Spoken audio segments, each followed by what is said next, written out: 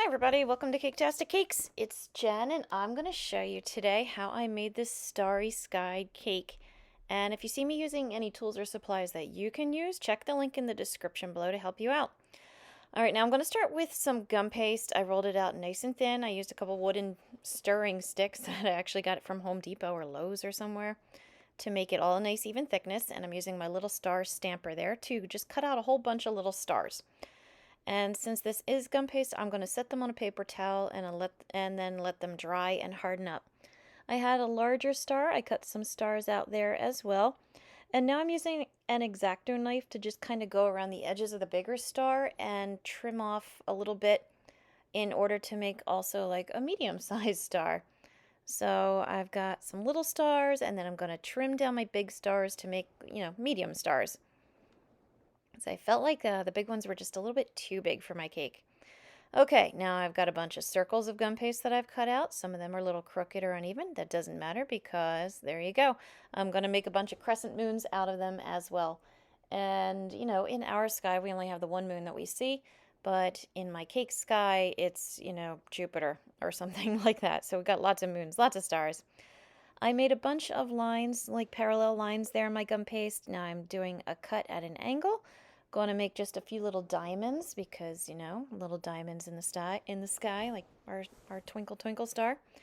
And then I'm going to spray everything with some silver edible paint. And I'm just going to give it a nice coating on the paper towel. Do the same thing for all my stars. I made way too many stars, by the way. And I'm going to let them sit and dry because later on when I do try to go and put them on the cake, I want them to be dry so I can handle them without all the stars silver shimmer coming off. Now I wanted to show you this real quick. This is a star, just the small one that I cut out of gum paste, and I made kind of like a Tootsie Roll with a little divot in the center there, connected to it, and then let it harden in order to make a stamp because my cake is going to have some stamped on prints of stars as well. So I thought I was terribly clever with that one. All right, as far as the cake itself, I've got two cakes. They were large. It was a 10-inch and 8-inch cake. And they were the ones that I made the video of last week on how to fill cakes with soft filling. That was them. So I rolled out my fondant this time. It's a nice kind of a midnight blue color. I mixed black and navy blue together. And I rolled it out nice and thin, lay it over my cake. And my cake is supported, it's kind of held up by a little bucket right there. And I'm trimming off all the extra fondant right now with a pair of scissors because if I left it hanging there, it's heavy. It's going to pull. It did pull a little bit on the corners and kind of get those little elephant knees, I think it's called, effect going.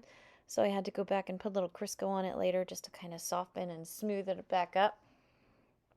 But a nice, quick, easy way to get all that extra weight off is just take a pair of kitchen scissors, as long as they're clean, and trim it off. Now I'm going back with my nice sharp knife and trimming along the bottom of the cake plate, nice and even with the cake plate. So when it's all said and done, my cake will have a nice even layer of fondant going all the way down to the bottom, but not overlapping it anywhere. Now I'm using my fondant paddles to smooth it out. I just made a handprint out of Crisco, but it's okay. It will eventually dry. That was my cake plate there. It's a stacking system. I made an imprint in the top of my big cake, my bottom tier, and then I cut out the tops of the fondant just so it was a little easier to push those legs in, those legs right there. So you push them in. They'd been cut. I used, I think it was a bandsaw in order to cut them to the proper length. I stuck them all in the holes there. And now my cake plate itself sits, boom, right on top, nice and flush with the top of the cake. I have a little bit of extra fondant that I'm putting around the edge, and then I'm going to seal it all down with some icing. This is just some buttercream crusting icing. And when I plop my cake on top, it's going to be very supported, very stable, and I am going to stick this thing back in the fridge so all that extra fondant and icing that I put there will really lock on to the top tier.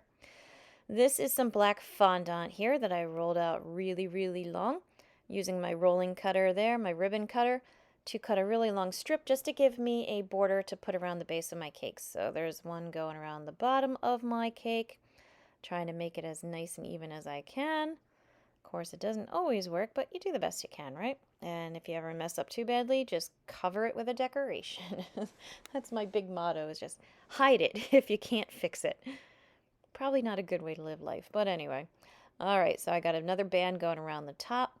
So that's it, nice and easy. Just straighten it out, smooth it out again with my little fondant paddle. I don't know if you can notice too, but the top tier there is kind of losing its handprint. It's starting to absorb in. All right, I jumped a bit because there's honestly not much to show you. I have my stars that I'm putting around the bottom of my cake. I've got a little bit of circles. I got my 2 different sizes stars. I am going to create basically kind of constellations on the bottom tier, and then more of a Milky Way galaxy kind of a look on the top tier. You could do it however you want. You know, make them gold instead of silver if you want, but this is just what I did. So I have my big cutouts stuck onto my cake, and I'm taking white food coloring and my cake tester. So it's just like a little blunter than a toothpick, but not a lot fatter. And I'm just dipping it in and going dot, dot, dot, dot.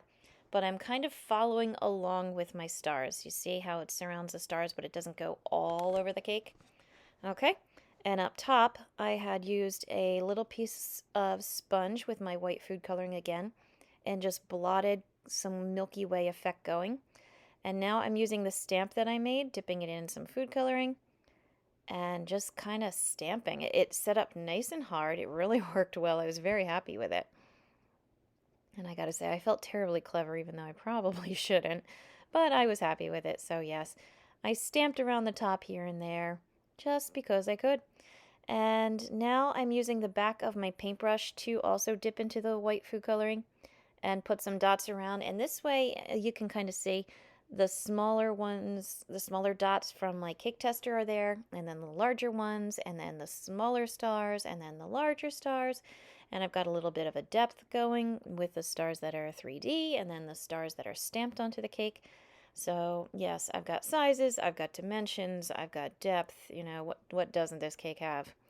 There's this sponge that I used before that I dipped in just to kind of stamp around. It's hard to see, but it is giving it just kind of more of a little ghosty, Milky Way effect on the top.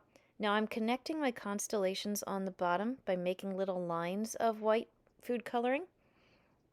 What I did was I just took a piece of paper and folded it up a bunch of times and then cut it to the thickness that I needed. So as you can see, I was using a shorter one. This is a longer one, and it stays nice and thin. If you see it start to get a little thicker like that one, that means it's absorbed too much of the food coloring, and you just fold it in a different spot and keep going. So yes, I made some constellation lines on the bottom, and I figured, I'll throw a few on the top, get a little more of a cohesive theme going here. So again, just made a few stamps around the top, on the very top, around the bottom, and there is my Starry Night cake. So that's it. Pretty, right? Not too hard, but nice and pretty. So I hope you found this video helpful. Please like and subscribe because it really does help me out as well. I've got a lot of other videos out there, so please take a look. And as always, thank you for watching Caketastic Cakes.